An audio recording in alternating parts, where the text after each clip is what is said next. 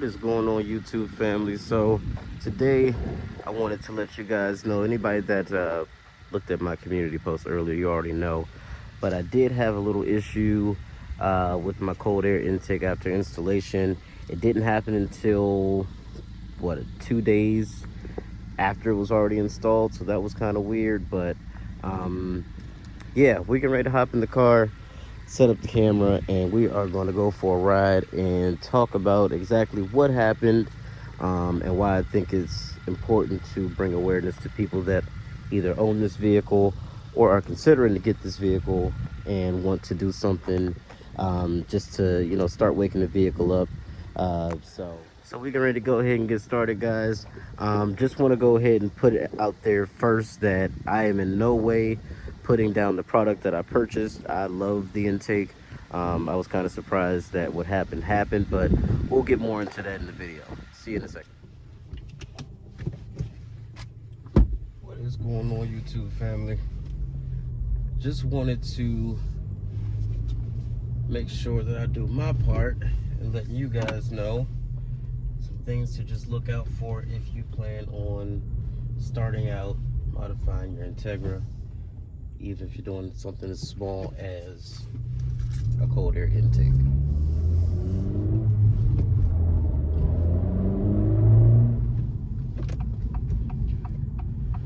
So what happened was I got my cold air intake installed on the vehicle, as I kind of walked you guys through with the shorts and the posts and the videos and all that stuff, so everybody's aware of that. But what happened the other day was I was on my way home from work and I was passing someone, and like I do sometimes, I let it run all the way out to red line. Even just a little tiny bit past that before it starts to bang off the rev limiter. And what ended up happening is I did touch the rev limiter right before I shifted, and that just tripped the car out. And so I had the code run. Now this is the funny part. I took it to AutoZone to have the OBD2 scanner hooked up to my car, and it pulled up the VIN number and vehicle information for a 2013 Toyota RAV4. So take those OBD2 readers at AutoZone with a grain of salt. Really, you should take it somewhere that is certified for your brand of vehicle. If you can, if that's the best you can do, that's what you can get to. Just real quick, fine, but take your car where it belongs. So anyway, after I was told that I had been driving around in a 2013 Toyota RAV4, I took it back to my guys at Kinetic Auto Works. Now, the reason that I didn't take it straight to them is because I didn't even know they were open. I know that it's President's Day, and some businesses simply just weren't open, didn't plan on being open, and I respect that. Everybody deserves some time off. So I did end up sending them a message and driving by. Like I said before, great people over at Kinetic Auto Works. I didn't have an appointment, and really technically once I paid them for the service that they provided, they really don't have any obligation, but they did take care of me, and I appreciate that. So shout out to those guys. But yeah, so basically the vehicle just had a moment of duh, and the cold air intake is a much bigger system than the stock one. And so what I'm thinking is the vehicle was just getting too much air under that type of acceleration, and instead of detonating itself or doing anything that could possibly damage it, it just got scared, put itself into limp mode. And when I say limp mode, the turbo literally didn't work. So I was driving probably about 75, 80 miles an hour, and you could floor it in any gear and it would go absolutely nowhere. So I pulled over and I shut the vehicle off, started back up. Turbo was working again. It was coming on the boost. It felt like it was supposed to, but the lights on the dash wouldn't go out, and I'll go ahead and insert those now.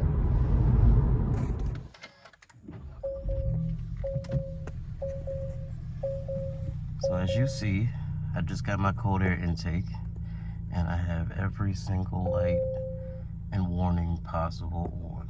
Now apparently there's a fix for this, because There's nothing wrong with the vehicle, but it's just annoying as hell that it even happened. So I had a Christmas tree full of lights, and I was not happy about that. So, of course, I started Googling things, started looking things up on YouTube, and it always said, everything kept coming back to the battery may have been disconnected. The battery was never disconnected, as I showed you guys in the footage of the intake being put on.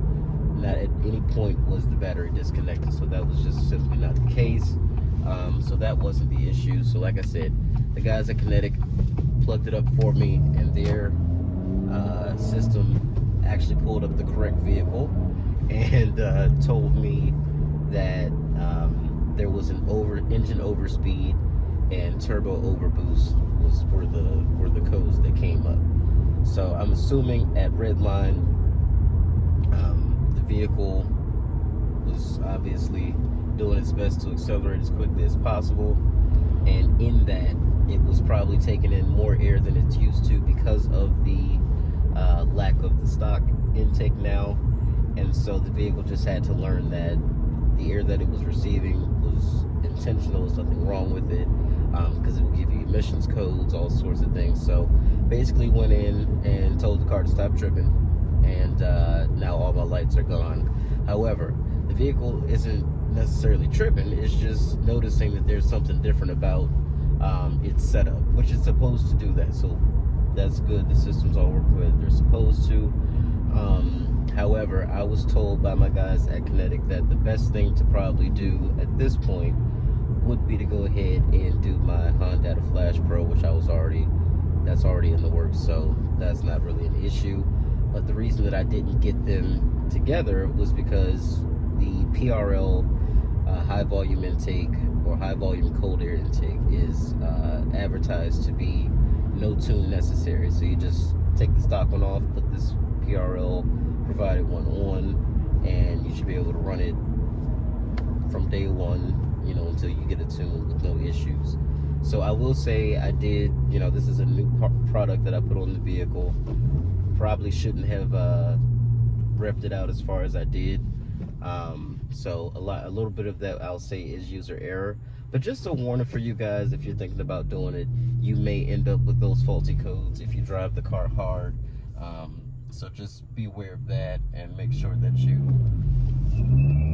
really, they need to be the peel tires. And just make sure you keep the revs, below red line. Don't go bouncing off the rev limiter, and that'll save you from that issue, or help to save you from that issue as well. So, but the bottom line is, these 1.5s, once you start to mess with them, tuning is something that you'll definitely want to go ahead and do whatever one you feel is comfortable for you. I know some people prefer and live by K-tuner, and then I know some people who are the same way with Honda. So it really all depends on what you're looking for, what you want.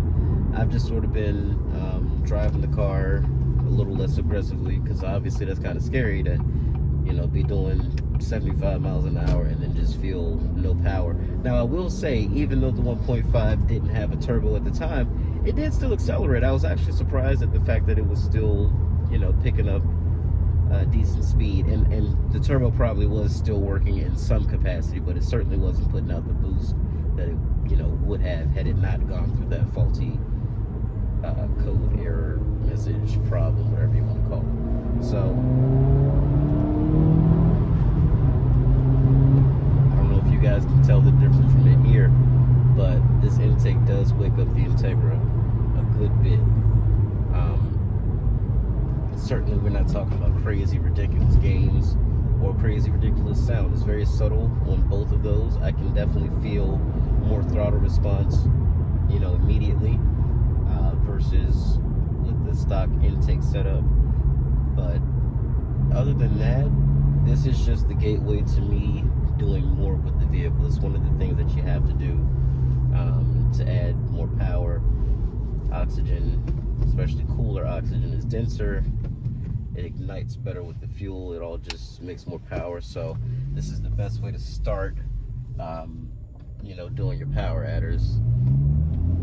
And I'm probably just gonna do bolt-ons with this car. Nothing crazy. I'm not trying to make 400 and 500 horsepower. I don't want to go through the internals. I'm not trying to do all that extra stuff.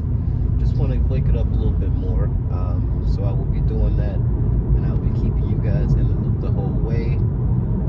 And hope you enjoyed the content. But yes, this is just a warning for everybody thinking about the 23 Integra.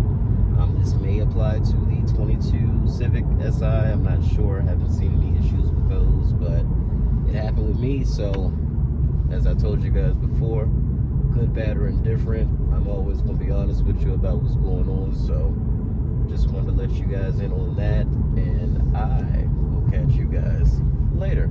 Peace out, homie.